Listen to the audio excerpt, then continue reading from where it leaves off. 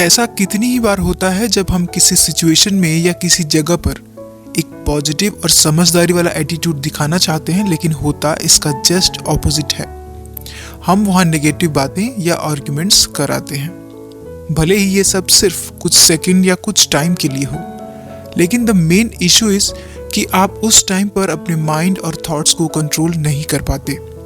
मतलब हम अपनी लाइफ में कई बार अपने माइंड और थॉट को कंट्रोल करने की कोशिश करते हैं, लेकिन कर नहीं पाते हैं। अब क्या है ना, हम दिन भर में जितना भी काम करते हैं, जो भी बात करते हैं, सब कुछ हमारे माइंड के अकॉर्डिंग ही कंट्रोल होता है। हमारे दिमाग के कई हिस्से होते हैं जो अलग अलग तरह से ह्यूमन बिहेवियर पर असर डालते हैं।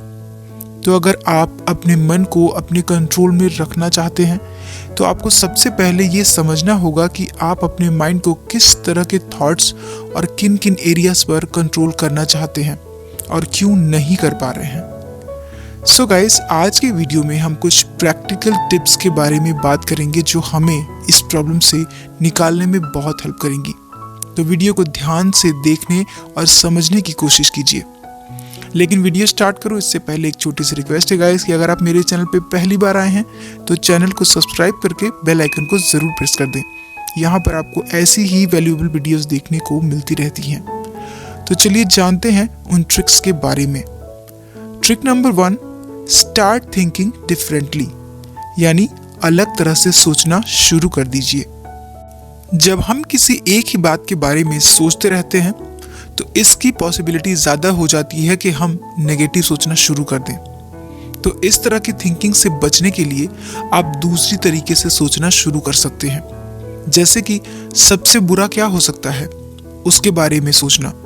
अब हो सकता है आपको ये उल्टा लगे, या ऐसा करके आप बातों को और भी ज़्यादा रिपीट थिंकिंग वाले हो जाएं। लेकिन जब हम सबसे बुरे के बारे में सोचते हैं और उसे किस तरह से हैंडल कर सकते हैं इसके बारे में सोचते हैं, तब आप रियलिटी में ऐसी इमेजिनेशन को प्रैक्टिस कर रहे होते हैं कि आप किसी भी तरह की सिचुएशन को हैंडल करने के लायक हैं। और ये आपके स्ट्रेस लेवल और ओवर थिंकिंग की हैबिट को भी कम करने में आपकी हेल्प करती है। और अपनी सारी प्रॉब्लम्स के बारे में सोचने के लिए एक फिक्स टाइम रखने की कोशिश कीजिए।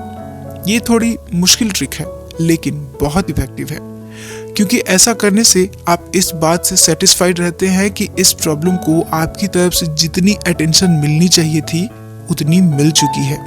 ये आपको हर टाइम ये रिग्रेट नहीं कराती कि काश थोड़ा और अच्छे से सोच समझ लिया होता। और ख़ुद को रिफ्रेश करने के लिए आप वॉक्स पर निकल सकते हैं। इससे आपका स्ट्रेस कम होगा, क्योंकि आप कई तरह के न्यू इन्फॉर्मेशन और नई चीज़ें देख रहे होते हैं, जिससे आपका माइंड डाइवर्ट हो जाता है और आप स्ट्रेस फ्री हो जाते हैं। ट्रिक नंबर 2, खुद पर विश्वास करें और आप बदल सकते हैं, इस बात पर भी पूरा भरोसा रखें।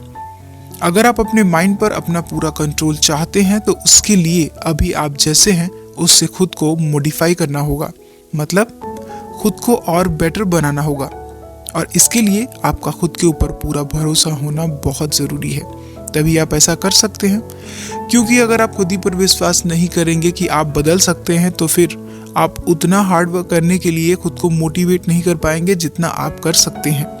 इसलिए इस बात का ध्यान रखिए कि आपकी प्रॉब्लम्स को फेस करने और उसको सॉल्व करने के लिए पॉजिटिव थिंकिंग ही सबसे बेस्ट तरीका है। तो आगे से इस बात को अपने मन में रखिए कि आप अपनी सोच पर काबू पा सकते हैं और बेहतर बन सकते हैं। कई सारी रिसर्च और स्टडीज़ के अकॉर्डिंग ऐसे लोग जो इस तरह के माइंडसेट के साथ आगे बढ़ते हैं, वो उन लोगों के मुकाबले ज़्यादा बेटर तरीके से अपने अंदर सुधार कर सकते हैं, क्योंकि वो अपने स्किल्स और क्वालिटी में बने रहते हैं और अपने माइंडसेट में एकदम फिक्स माने जाते हैं। ट्रिक नंबर 3, अपनी एबिलिटीज़ को लेकर हमेशा पॉजिटिव थिंकिंग रखें। अपना माइंड कंट्रोल में रखने के लिए उसका एक डिसिप्लिन में होना ज़रूरी है।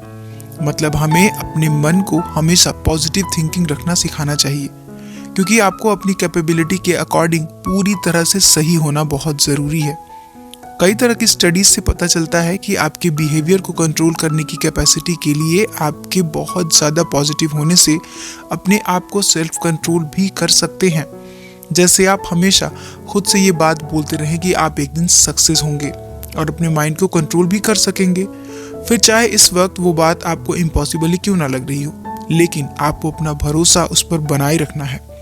तो इसके लिए खुद को ऐसे टाइम के बारे में याद दिलाइए जब आपने ज़रूरत पड़ने पर अपने मन पर काबू पाया था। खुद को याद दिलाइए कि आपने ये पहले भी किया था और इस बार भी आप कर सकते हैं। तो फिलहाल आपको सिर्फ इन सक्सेसफुल थॉट्स पर ही ध्यान लगाने की ज़रूरत है, ना कि अपने फेलियर्स पर। ट्रिक नंबर 4, एक बार इस बात पर भी ध्यान दीजिए कि आप जिस चीज़ को कंट्रोल करने के बारे में सोच रहे हैं क्या वो सही है। कई बार हम जिस प्रॉब्लम या थॉट को कंट्रोल करने के लिए स्ट्रगल कर रहे होते हैं वो एंड में वैसी नहीं होती, क्योंकि हमारा उसे देखने का नज़रिया ही दूसरा हो जाता है।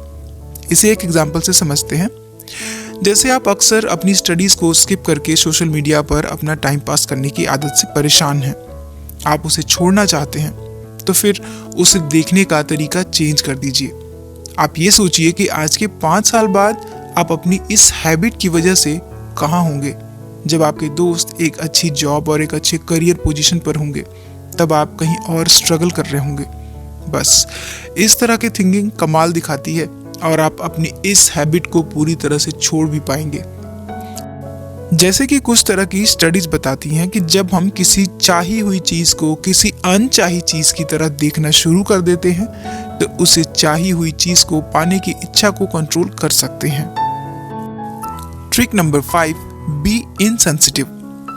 यहाँ पर इनसेंसिटिव का मतलब है किसी एक इंसिडेंट के नेगेटिव एक्सपीरियंस को ही देखना या फिर उसे अपने हर बुरे एक्सपीरियंस से जोड़कर देखना और उसी के अकॉर्डिंग अपने आने वाले फ्यूचर को वैसा ही बुरा सोच लेना। फॉर एग्जाम्पल, ऐसा कोई पर्सन जो बहुत ज़्यादा इमोशनल और सेंसिटिव है, जिसका बचपन अच्छा नहीं था और वो यही सोचता है कि जैसे मेरा बचपन अच्छा नहीं था, शायद मेरी लाइफ भी वैसी ही रहेगी, मुझे हमेशा प्रॉब्लम्स ही मिलती रहेंगी। जबकि इस तरह की थिंकिंग को रोकने के लिए उसे खुद के लिए हार्ड वर्क करके स्ट्रांगली और डिटरमाइंड होकर अपने फ्यूचर को चेंज और बेटर करने की रिस्पॉन्सिबिलिटी लेनी चाहिए। उसे उन आइडियाज़ पर या उन तरीकों को ढूंढना होगा जिनसे वो अपनी लाइफ में सुधार कर सके और उन्हें सुधारने के लिए काम करते रहना होगा। और ये सिर्फ करियर ही नहीं, बल्कि किसी ट्रू रिलेशनशिप या बेटर लाइफ को पाने के लिए उसे उन रास्तों के बारे में रिसर्च करनी चाहिए। सो हर सिचुएशन की नेगेटिविटी को देखने से अच्छा है कि आप उस पर काम करें।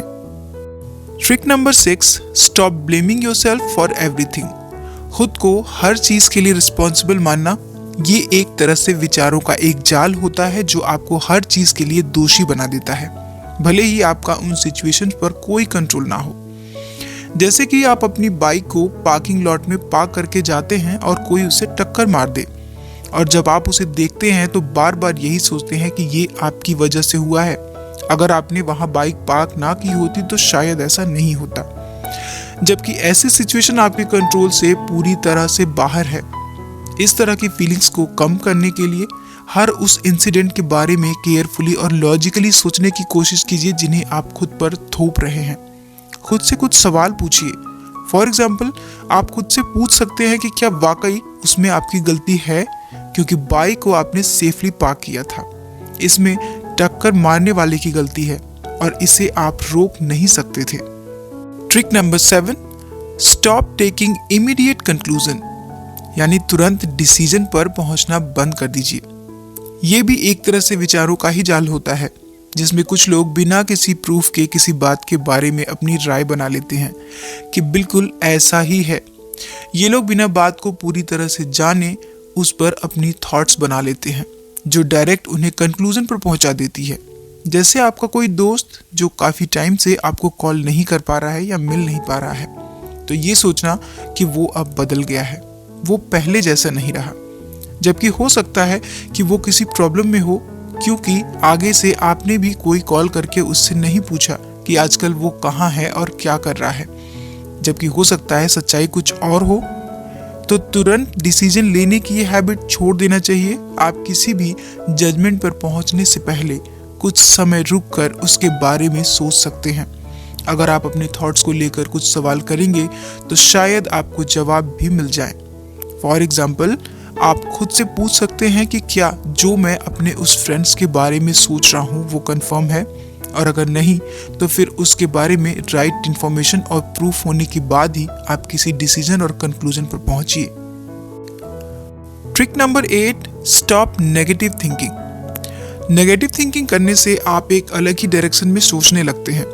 जैसे कि एक ऐसा इंसान जो किसी टेस्ट में फेल होने के बाद ऐसा सोच सकता है कि मेरी तो पूरी लाइफ खराब हो गई और अब मुझे कोई भी अच्छी जॉब नहीं मिलने वाली।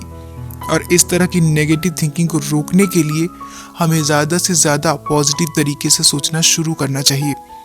और अगर आप चाहें तो खुद से क्वेश्चन भी कर सकते हैं जो इसके पीछे के लॉजिक और रीज़न को डिफाइन करता हो। फॉर एग्जाम्पल, किसी एक टेस्ट में फेल होने से क्या वाकई पूरी लाइफ बर्बाद हो सकती है? क्या आप कुछ नहीं बचा है आगे? क्या अब आपको कभी भी कोई अच्छी जॉब नहीं मिलेगी? तो फिर अगेन खुद से क्वेश्चनिंग कीजिए कि क्या मैं किसी ऐसे इंसान को जानता हूं जो किसी एरिया में फेल होने के बाद भी सक्सेसफुल बन पाया? और अगर मैं किसी को जॉब देने वाला हूं तो क्या मेरा पूरा कंसर्न बस उसकी किसी एक क्लास के फेलियर पर डिपेंड करेगा? सो गाइस, ये थे कुछ ट्रिक्स जो आपको अपनी माइंड को कंट्रोल करना सिखाएंगे। मुझे उम्मीद है वीडियो आपको ज़रूर पसंद आई होगी और वीडियो से आपने ज़रूर कुछ अच्छा सीखा होगा। वीडियो आपको कैसा लगा मुझे कमेंट बॉक्स में ज़रूर बताइए। तो आज के वीडियो में इतना ही, मिलते हैं अगले वीडियो में। अपना कीमती समय देने के लिए धन्यवाद।